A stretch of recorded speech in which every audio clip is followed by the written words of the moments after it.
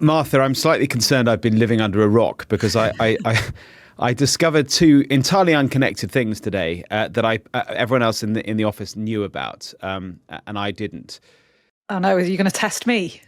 Yeah, well, I don't know, because you're all over all this sort of stuff. So first of all, I had no idea that the former Canadian Prime Minister Justin Trudeau. Oh, Katy Perry. Right, I had no idea. How did I miss that one?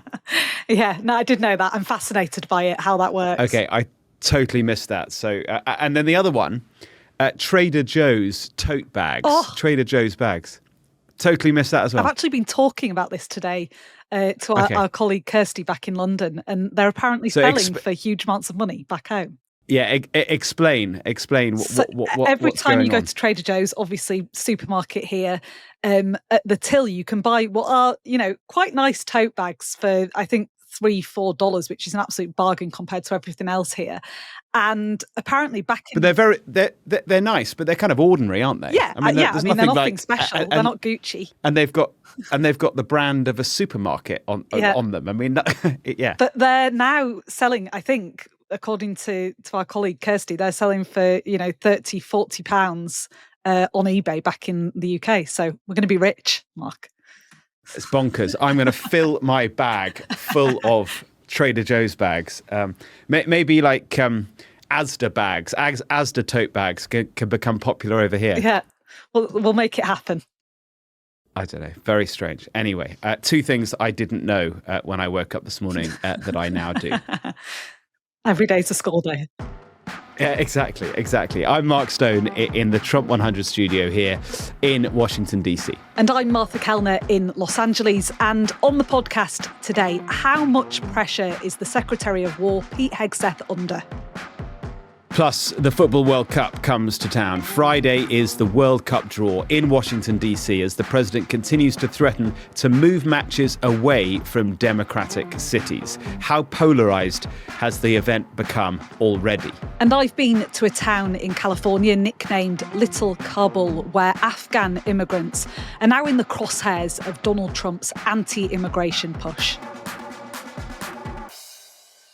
So, Martha, the president has declared another war ended, and he did so in the Institute of Peace here in Washington, D.C., the same institution, incidentally, which his administration is currently embroiled in a big legal case with. Irony isn't dead, then.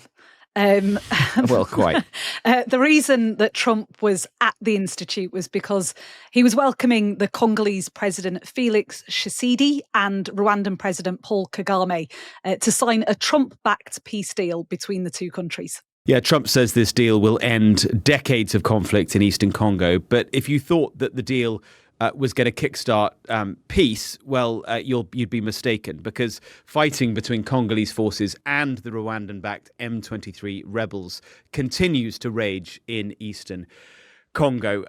I kind of hesitate to be negative, pessimistic, dismissive, cynical, Martha, but I think sometimes we kind of have to be, don't we? It's our job to call out the crap when we see it. I watched this event taking place in the Institute of Peace, and it was through the looking glass stuff. It was wild, and it was a reminder too for me that there is nothing normal about what's happening in America right now, and yet increasingly we are normalizing what's going on. Yeah, I couldn't agree more. I actually live with a Rwandan, not randomly. My boyfriend is Rwandan, came to America as a refugee, is now an American citizen. And he was watching it as well and texting me aghast at the fact that there were these delivering peace slogans splattered around the room. And he, of a similar mind to you, Mark, says that it's totally fanciful to be declaring that you've brought peace about in those countries, as you say, fighting, raging, and who knows what brought those two presidents to that room together, whether there were promises made, deals done behind the scenes, but they are cogs in the Trump PR machine, this sort of drive to be the president of peace, this drive to get the Nobel Peace Prize, I presume, next year. But yeah, like you say, through the looking glass stuff. Yeah, I would hesitate a guess that money drove those two men to Washington, D.C. Let's unwrap bit by bit what happened today, because as I say, it was mad. First, the location. We mentioned it. The signing happened in Washington's Institute of Peace. Well, until just a few months ago, this was an independent entity with congressional funding. It promoted peace around the world. It sits on 23rd Street. I drive past it most days. It's just opposite the U.S. Department of State. Early this year, the Trump administration cut the Institute of Peace's funding. In fact, it was one of the first targets of one Elon Musk and his Doge department. Remember that. They then seized control of the institution, ousting its board and firing most of its staff. And this week, get this, they renamed the organization. It is now called the Donald J. Trump Institute of Peace, and that name is embossed on the front of the building now. They have absolutely no authority to do this. They just took the building and slapped the president's name on it. Yeah, the White House explanation of the takeover and the renaming is this. They say that the United States Institute of Peace was once a bloated, useless entity that blew $50 million per year while delivering no peace. Now the Donald J. Trump Institute of Peace, they say, which is both beautifully and aptly named after a president who ended 8 wars in less than a year, that's the claim, of course, will stand, they say, as a powerful reminder of what strong leadership can accomplish for global stability. Yeah, well, look, that leads me on to my second point here, the idea that peace has actually been achieved. It hasn't.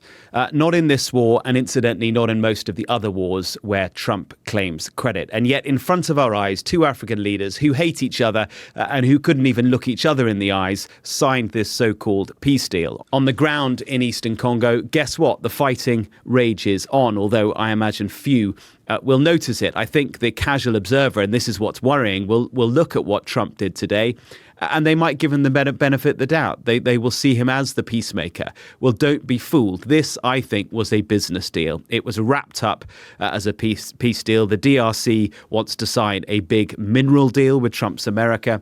He wants rare earths from that region as he tries to circumvent China, which accounts for most of the rare earth mining around the world. If peace can genuinely be achieved and a minerals deal can be done, which positively impacts the people of that region, well, wonderful. But right now, it would be wrong to present this as anything close to that, because it is not, Martha. And I think that's why so many people in Europe are concerned, because they look at the Ukraine war and they wonder whether the same thing is happening there, that Trump's peace plan is actually a business deal to reward Russia, to benefit and enrich him. And on that, there's some fascinating reporting from Germany's Der Spiegel over the past 24 hours. They've obtained recordings of a private conversation between some European leaders where they appear to be deeply sceptical of the American motives in Ukraine. French President Emmanuel Macron, he's quoted as saying there is a possibility that the USA will betray Ukraine on the subject of territory. Who'd have thunk it? Also from Friedrich Merz, the German Chancellor, he reportedly told the group the American negotiators, he means Witkoff and Kushner, are playing games with you and with us. Even Finland's president, Alexander Stubb, who has a close relationship with Donald Trump, he said, we mustn't leave Ukraine and Vladimir alone with those guys. Yeah, it's remarkable stuff, this recording that has been released. And I guess it tells us what we already knew to be the case, that all those warm words that we hear from the European leaders when they come to Washington about Trump being the great peacemaker, the great deal maker, it is all frankly hot air. They say it only because they know that if they criticize Donald Trump, he will screw them. That is the world we live in, Martha. It certainly is. So while all that was happening, Mark, about a mile or so away on Capitol Hill, the House and the Senate Intelligence Committees, they were being briefed by Navy Admiral Frank Mitch Bradley, someone not many people had heard of a few days ago, now, newfound fame. They were hearing about a second strike that he ordered on behalf of the Secretary of War, Pete Hegseth, to bomb a boat in the Caribbean that the administration say was smuggling drugs from Venezuela. This took place a few months ago now at the start of this campaign to bomb these boats. Yeah, Admiral Mitch Bradley is the guy who was in charge of the operation. He would have been in some sort of a control room deep in the Pentagon, screens in front of him at the time of that strike, watching it all unfold and carrying out the orders of his defense secretary. I think he's a guy that we may hear about quite a bit over the course of the days and weeks ahead. He's been described as a revered officer within the US military. He was a US Navy SEAL, a special forces operative. So a man who is deeply, deeply experienced when it comes to operations like this and overseeing operations like this. And on Thursday, he was among military officials who showed members of Congress the video of the boat strike that has been the cause of so much controversy. Democrats have been saying for days now that the order to strike the alleged drug boat a second time after it had been incapacitated, but while there were still survivors on the boat, that constituted a war crime and that the defense secretary, the Secretary of War, Pete Hegseth, was guilty of that. Now, the Washington Post, who were the first to reveal that the military had issued a second strike on the boat, they also reported that Pete Hegseth had told officials to, quote, kill everybody, his words. Well, on Thursday, his top admiral, Mitch Bradley, testified to Congress that Hegseth had in fact said no such thing. And he said that Hegseth wasn't even in the room at the time of this second strike. Even after watching this video, Democrats and Republicans are divided on what exactly they had watched. So, for instance, Jim Hines, who is a Democrat sitting on that Intelligence Committee, he was deeply unsettled by the footage of the strikes.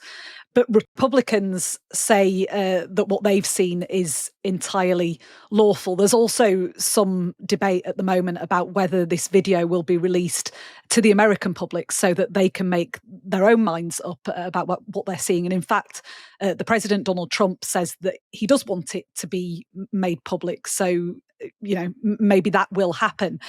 Unsurprisingly, the Washington Post, who began this discussion with their reporting, they made their way onto the White House's Media Offender of the Week, Mark. Now, sticking with Pete Hegseth, Martha, on Thursday, the Pentagon watchdog, which surprisingly enough remains, it seems, independent of the Trump administration, they released a report into Hegseth handling of secret material earlier this year. Remember that? Signalgate, of course I do.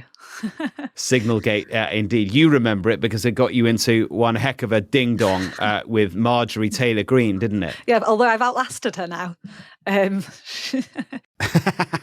You have indeed. On Hegseth, he's plagued by scandal, really. This first 10 months he's been in post, it was controversial that he got the job anyway. The Venezuelan boat's not the first time he's been under scrutiny. You'll remember that in March, the Atlantic journalist Jeffrey Goldberg, remarkable story, accidentally added to that Signal group chat, and key members of the current administration were announcing in real time American strikes on Houthi rebels in Yemen. It was Goldberg, in fact, that eventually removed himself from that Signal group. So people like J.D. Vance, Marco Rubio, Hegseth and others didn't even realise he was on there. Absolutely extraordinary. Signal, incidentally, is kind of like WhatsApp. It's slightly more secure, but it's still absolutely not secure. It is susceptible to hacking. And it's not as secure as a SCIF, which is what every cabinet member is given in order to conduct private and sensitive government communications. Pete Hegseth, on his personal phone, was found to have risked endangering the safety of American soldiers by using non-secure lines to communicate operationally sensitive material. Not that he appears to care less about it, though, because he didn't give evidence or didn't turn up for an interview with the team investigating, and he's brushing the whole thing off as anything between fake news and nonsense. Yeah, and avoided the sack during that whole episode. It was National Security Advisor at the time, Mike Waltz, who eventually carried the can. He was fired. I guess the question is, will Hegseth survive this latest pressure? I think that Admiral Mitch Bradley may end up being a convenient fall guy here. Certainly, publicly, Donald Trump very loyal to Pete Hegseth. Now, Martha, we reported last week on the shooting of the 2 National Guard members here in Washington, D.C. The suspect is an Afghan national, as we have been discussing. Asylum applications for people from Afghanistan trying to come to the United States are now on pause. They are also reviewing the administration reviewing everyone who arrived in the United States from Afghanistan after that disastrous and chaotic withdrawal of the US military under the Biden administration. You've been, I think, out and about in California, getting a really clear sense of what that means for communities here.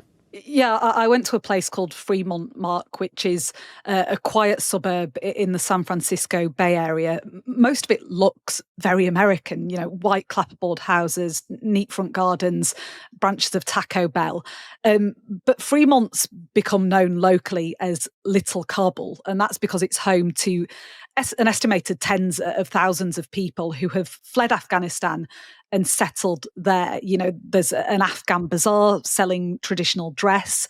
The smell of freshly baked naan bread wafts out from one local supermarket onto the street. And people first started settling in Fremont from Afghanistan when the Soviet Union invaded the country back in 1979. So it's been a sanctuary, really, for successive generations. But now they find themselves, as a result of what happened in Washington, D.C., in the crosshairs of Donald Trump's latest anti-immigration rhetoric.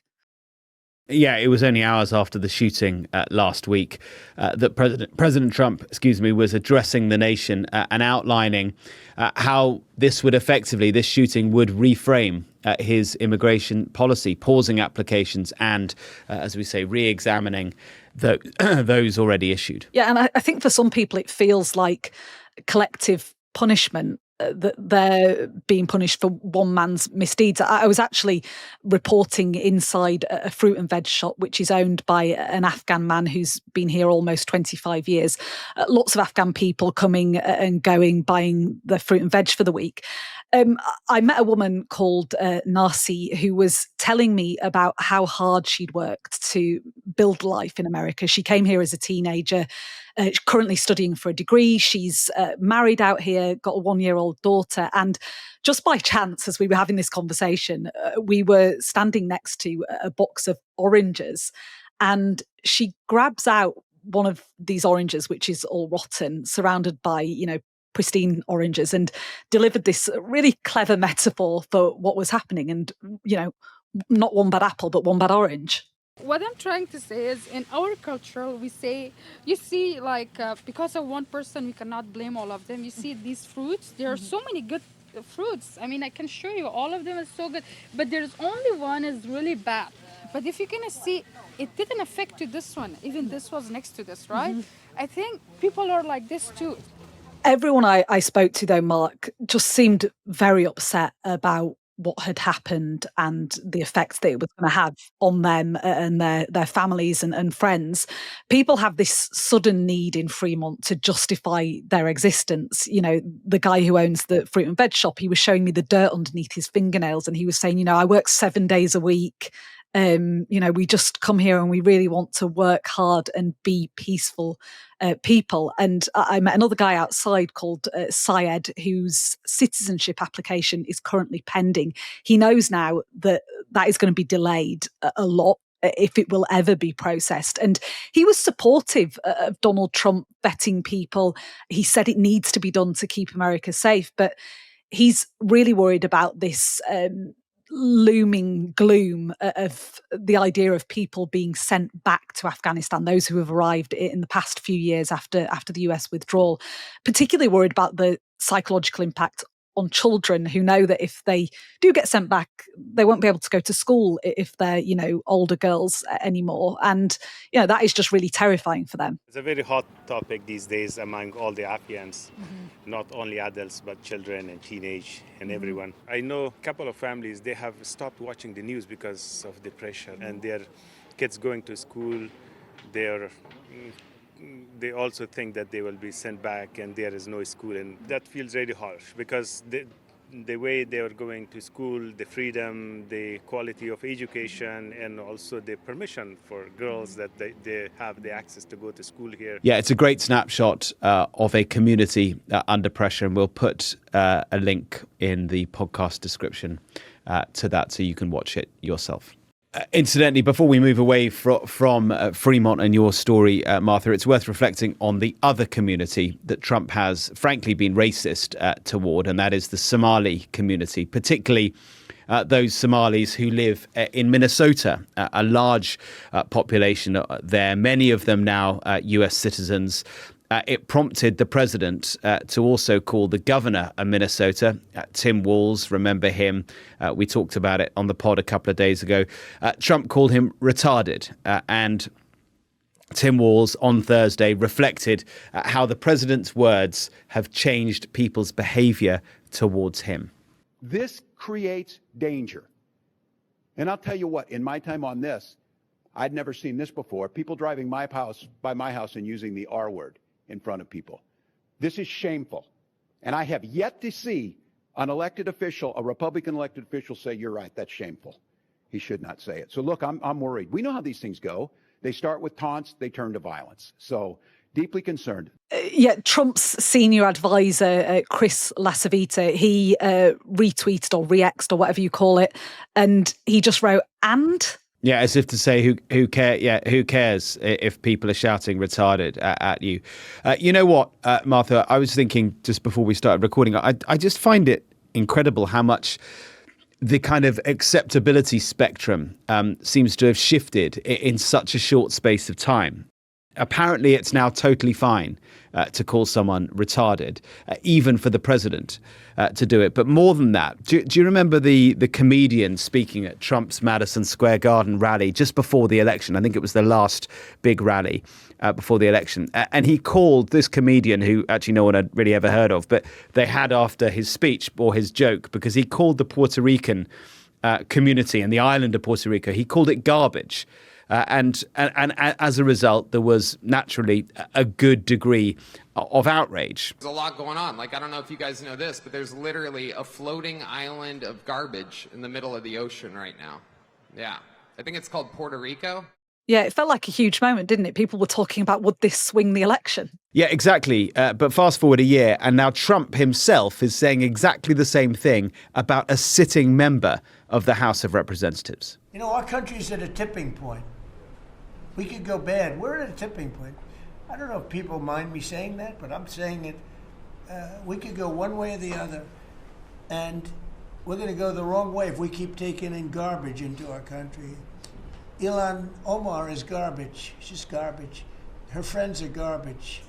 These aren't people that work. These aren't people that say, let's go, come on, let's make this place great.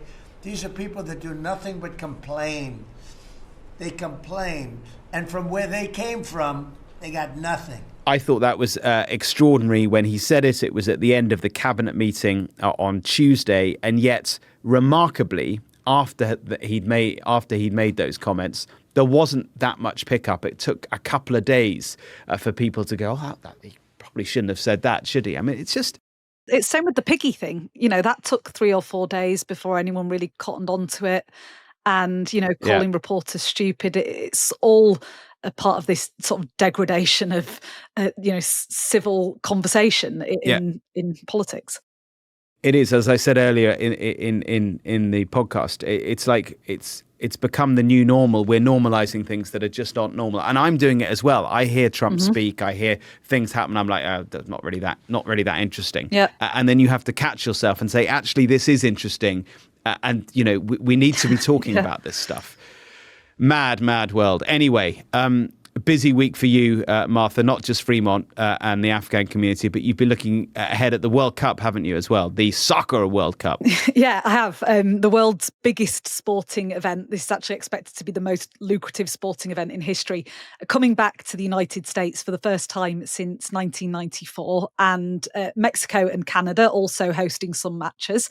Not that you would know it, because No, you wouldn't. For FIFA and Donald Trump, this World Cup is very much all about the US.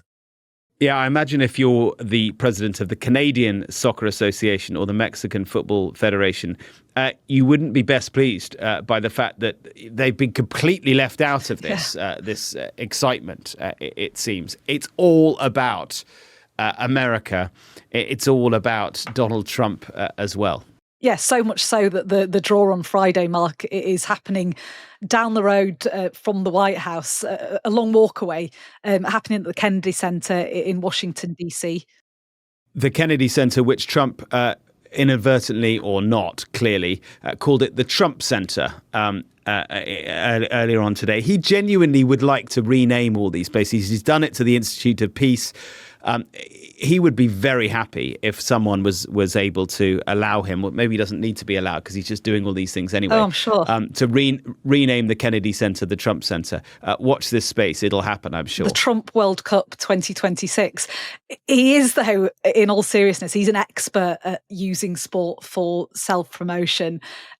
He knows it's good for him to appear at things like the Super Bowl, NFL final, and the UFC regularly. He uses it also to push forward his policies, to distract from certain other policies.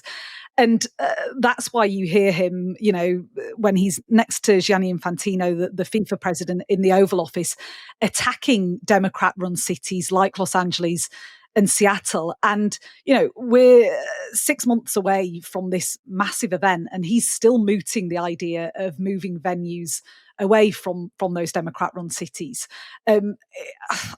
This is highly unlikely to happen because of the, logistical problems with it. World Cup venues are agreed years in advance. They're part of the bid process. There are also huge commercial tie-ins that rely on those matches taking place in those places. But Trump says that crime rates in certain cities may mean that he will ask Infantino to move venues. If any city we think is going to be even a little bit dangerous for the World Cup or for the Olympics, where they have Olympic overthrow, right? But for the World Cup in particular, because they're playing in so many cities, we won't allow it to go. We'll move it around a little bit. Yeah, our very own Rob Harris, our sports correspondent, is out here for the draw on Friday. And he was telling me earlier how in a wonderfully perfect marketing ploy, clearly the work of FIFA and Trump, they have managed to split what would normally be a one-day affair into 2 days. So we'll get the draw on Friday, and then on Saturday we'll get the detail of where all these matches are going to be played. And Rob sat down with the executive director of the World Cup Task Force and asked him about the prospect of matches being moved. I'll just point to what the president has said on it. And as you said, safety is key. And the president is focused not just on our World Cup, but the safety and security of Americans and those international visitors that are traveling here. He wants specifically the World Cup to be a welcoming event, but he also wants to make sure that it is safe and secure. He wants to make sure that each of these cities are doing everything they can to make sure it is a safe experience. And I also go back to something my father would talk about a lot in terms of quality of life. If somebody comes, let's say, to New York or to Seattle, and the first thing they see as they get out of the train station is somebody who might be injecting themselves with drugs and maybe a potential violent incident, they're far less likely to come back and bring their family. Who in their right mind would bring their family if it would expose them to violence? But if they have an incredible experience, maybe see the lights of Broadway, be able to see the incredible culture that exists in these 11 American cities, and have a safe trip, they're far more likely to come back. So America putting its best foot forward also means a safe and secure event, not just for American citizens, but also for international visitors. Martha, do you know who the executive director of the World Cup Task Force is? Andrew Giuliani. Yeah, where have you heard the name Giuliani before? Your mate, Rudy Giuliani. Rudy, yeah, exactly. The former mayor of New York turned Trump lawyer. Well, his son has now got himself a cushy job. His most relevant experience, from what we can gather, is that he was an amateur golfer about 10 years ago. Yeah, very fit for the job, I'm sure.